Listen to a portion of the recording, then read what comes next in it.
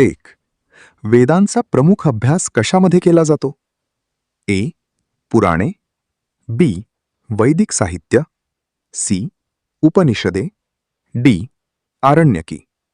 या प्रश्नाचे अचूक उत्तर आहे पर्याय क्रमांक बी. वैदिक साहित्य. 2. वेद हे कोणत्या भाषेमध्ये रचले गेले आहेत? ए. पाली.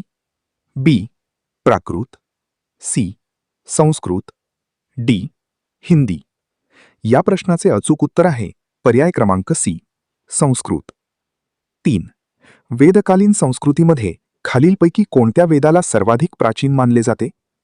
ए. सामवेद. बी. यजुर्वेद. सी. अथर्ववेद. डी. ऋग्वेद. या प्रश्नाचे अचूक उत्तर आहे पर्याय क्रमांक डी.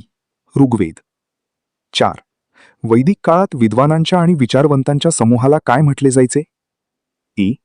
ग्रामणी. बी. पुरोहित. सी. सभा. डी. विश. या प्रश्नाचे अचूक उत्तर आहे पर्याय क्रमांक सी. सभा. 5. वैदिक काळात लोकांच्या समूहाला किंवा टोळीला काय म्हटले जात होते? ई. जन. बी. सेनानी.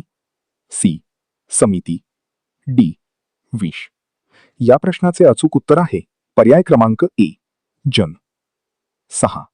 वैदिक काळात संस्कृतीमध्ये शतपथ ब्राह्मण हे काय आहे? ए. एक वेद. बी. एक उपनिषद. सी. एक ब्राह्मण ग्रंथ. डी. एक अरण्यक. या प्रश्नाचे अचूक उत्तर आहे पर्याय क्रमांक सी. एक ब्राह्मण ग्रंथ. 7. वैदिक कालीन ग्रामप्रमुखाला काय म्हटले जायचे? ए. राजा. बी. ग्रामणी. सी. सेनानी. डी. पुरोहित. या प्रश्नाचे अचूक उत्तर आहे पर्याय क्रमांक बी. ग्रामणी. 8. वैदिक कालीन संस्कृतीमध्ये खालीलपैकी कोणत्या देवतांना निसर्गाचे प्रतीक मानले गेले होते? ए. इंद्र. वरुण. सोम. अग्नी. बी. ब्रह्मा. विष्णू. महेश. सी. राम. कृष्ण. डी. महावीर. बुद्ध. या प्रश्नाचे अचूक उत्तर आहे पर्याय क्रमांक ई. इंद्र. वरुण. सोम. अग्नी. 9. वेदकालीन कुटुंब पद्धतीमध्ये गृहपती म्हणजे नेमके कोण? ए. गावाचा प्रमुख. बी. सैन्याचा प्रमुख. सी. कुटुंबाचा प्रमुख. डी. धार्मिक विधी करणारा. या प्रश्नाचे अचूक उत्तर आहे पर्याय क्रमांक सी. कुटुंबाचा प्रमुख. 10. खालीलपैकी कोणत्या वेदामध्ये यज्ञाच्या वेळी म्हटल्या जाणाऱ्या मंत्रांची माहिती दिली आहे? ए. ऋग्वेद. बी. सामवेद. सी. यजुर्वेद. डी. अथर्ववेद. या प्रश्नाचे अचूक उत्तर आहे पर्याय क्रमांक सी. यजुर्वेद. 11. गौतम बुद्ध यांनी आपले पहिले प्रवचन कोठे दिले? ए. गया. बी. सारनाथ. सी. कुशीनगर. डी. लुंबिनी. या प्रश्नाचे अचूक उत्तर आहे पर्याय क्रमांक बी. सारनाथ. गौतम बुद्ध यांनी सारनाथ येथे पहिले प्रवचन दिले. या घटनेला धर्मचक्र प्रवर्तन म्हणतात. 12. जैन धर्मातील पंचमहाव्रतांमध्ये खालीलपैकी कोणत्या व्रताचा समावेश होत नाही? ए. अहिंसा. बी. अस्तेय. सी. ईश्वर भक्ती. डी. अपरिग्रह. या प्रश्नाचे अचूक उत्तर आहे पर्याय क्रमांक सी. ईश्वर भक्ती. जैन धर्मातील पंचमहाव्रतांमध्ये अहिंसा, सत्य, अस्तेय, ब्रह्मचर्य आणि अपरिग्रह यांचा समावेश होतो. 13.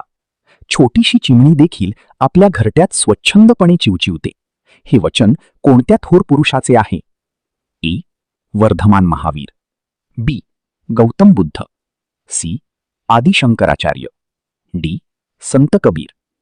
या प्रश्नाचे अचूक उत्तर आहे पर्याय क्रमांक बी. गौतम बुद्ध. 14. वर्धमान महावीरांनी सांगितलेल्या त्रिरत्नांमध्ये खालीलपैकी कशाचा समावेश होतो? ए. सम्यक ज्ञान, सम्यक दर्शन, सम्यक चारित्र्य. बी. सम्यक धर्म, सम्यक कर्म, सम्यक मोक्ष. सी. सम्यक विचार, सम्यक आचार, सम्यक दान. डी. सम्यक अहिंसा, सम्यक सत्य, सम्यक त्याग. या प्रश्नाचे अचूक उत्तर आहे पर्याय क्रमांक ए, सम्यक ज्ञान, सम्यक दर्शन, सम्यक चारित्र्य. 15वा.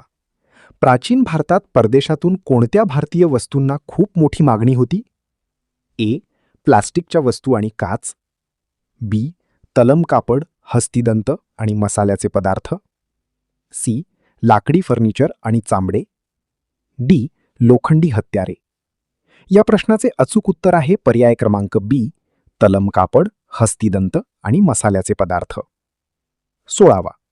प्राचीन भारतीय साहित्यामध्ये महाभारताच्या आधीचे महाकाव्य कोणते मानले जाते? ए.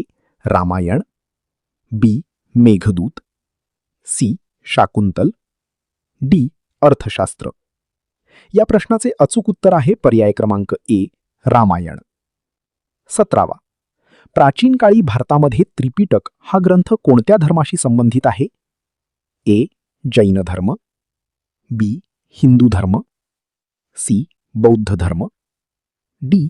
इस्लाम धर्म. या प्रश्नाचे अचूक उत्तर आहे पर्याय क्रमांक सी, बौद्ध धर्म. 18वा. प्राचीन भारतीय शिल्पकलेचे उत्कृष्ट केंद्र असलेला गांधार शैलीचा उदय कोणत्या संस्कृतीच्या संपर्कातून झाला? ए. भारत रोमन. बी. भारत ग्रीक. सी. भारत चीन. डी. भारत इजिप्त. या प्रश्नाचे अचूक उत्तर आहे पर्याय क्रमांक बी, भारत ग्रीक. 19वा. प्राचीन भारतात शिलालेख कोरण्यासाठी प्रामुख्याने कोणत्या भाषेचा वापर केला जात असे? ए. इंग्रजी आणि फ्रेंच. बी. संस्कृत आणि फारसी. सी. ब्राह्मी आणि प्राकृत. डी. उर्दू आणि अरबी. या प्रश्नाचे अचूक उत्तर आहे पर्याय क्रमांक सी, ब्राह्मी आणि प्राकृत. 20वा. प्राचीन भारतामध्ये जागतिक पातळीवर प्रसिद्ध असलेले पहिले विद्यापीठ कोणते होते?